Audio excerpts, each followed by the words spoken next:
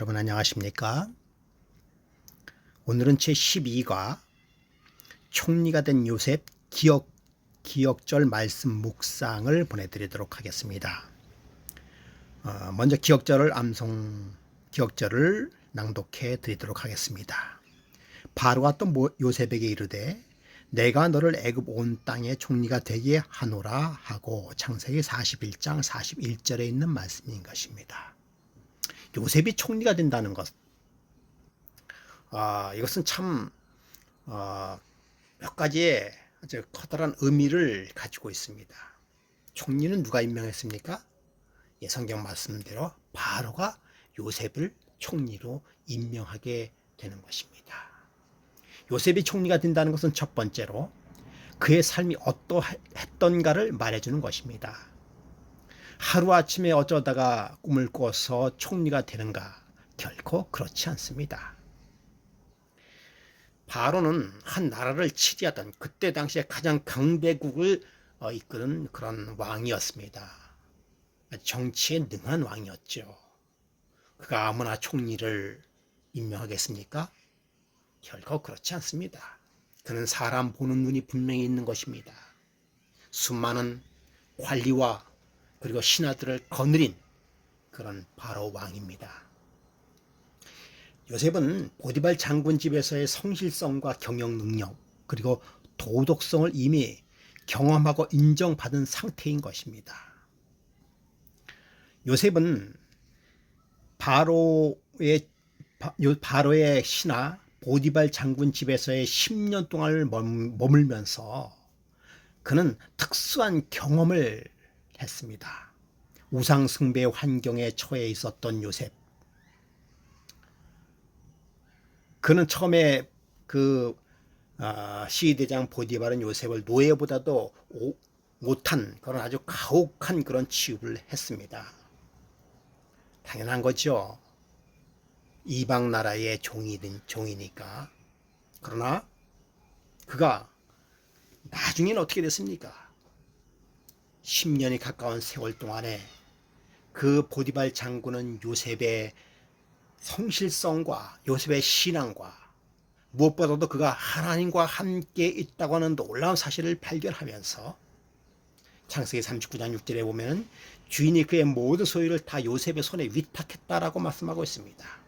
오히려 요셉은 노예보다는 오히려 아들로서 생각했다라고 부조와 선지자에서는 말씀을 하고 있는 것입니다. 이토록 요셉은 보디발 장군의 집에서 그가 혹독한 대우 속에서도 그는 인정받는 그러한 사람이 되었던 것입니다.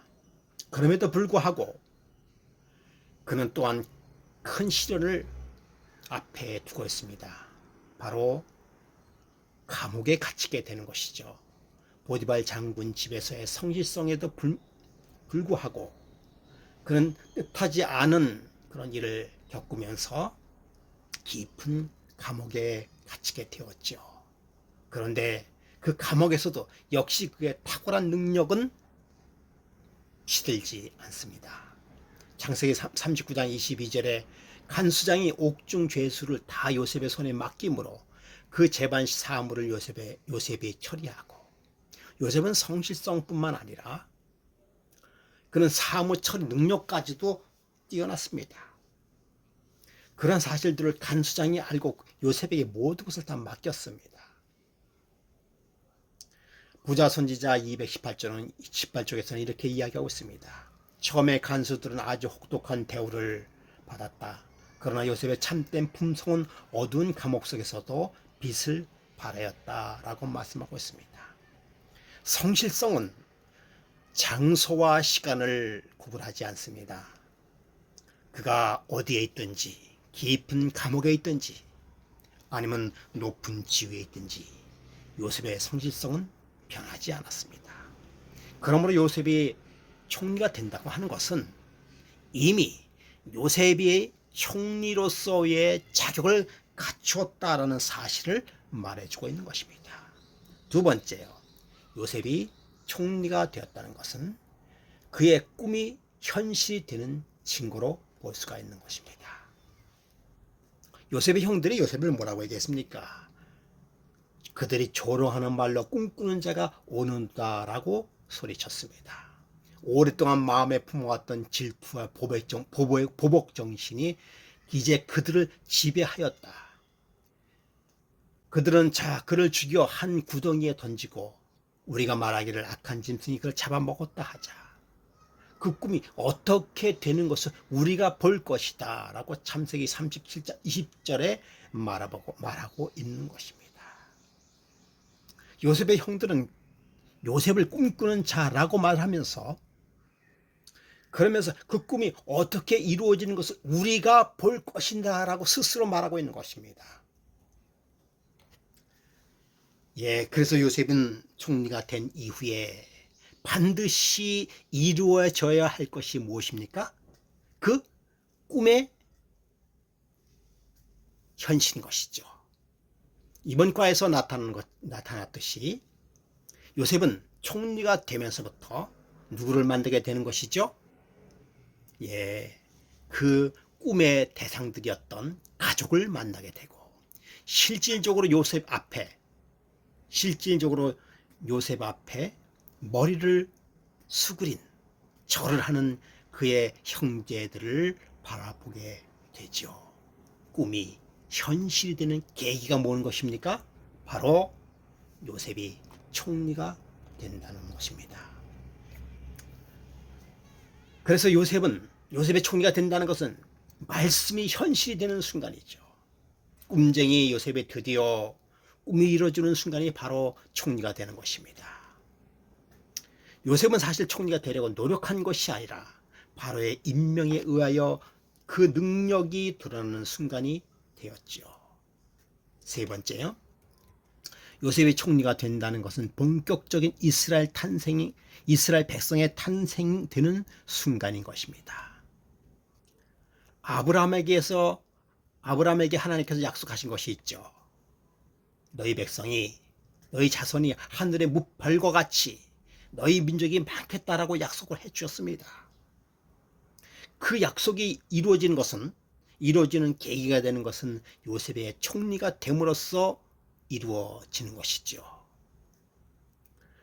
요셉은 그의 가족을 극적으로 만나고 그리고 극심한 어려움 가운데서도 안전하게 살아갈 수 있는 고센 땅을 얻게 됩니다. 그 고센 땅에서 400여 년 동안 안전하게 살아가면서 강한 민족으로 번성할 수 있는 기회가 됐던 것이죠. 나중에는 그들이 종살이로 변한 상황이었지만 그러나 하나님의 섭리는 참으로 그들을 인도했다는 사실을 알 수가 있는 것입니다. 요셉의 총리가 됐다는 사실, 한 사람의 신실함으로 말미암아, 한 사람의 신앙으로 말미암아 한 민족이 이루었고, 그리고 요셉이 살고 있는 주변의 모든 사람들이 구원을 받는 계기가 되었던 것입니다. 이 모든 일들의 출발이 무엇이라고요? 바로 요셉이 총리가 되었던 사실이죠. 요셉이 총리가 되었다는 사실은 계속해서 말씀을 드리지만은 요셉이 꿈이 이루어졌다는 것, 그 꿈은 그 전부터 그가 꾸었던 것이죠. 다시 말씀드리면 말씀이 이루어지는 것이 되겠습니다. 여러분,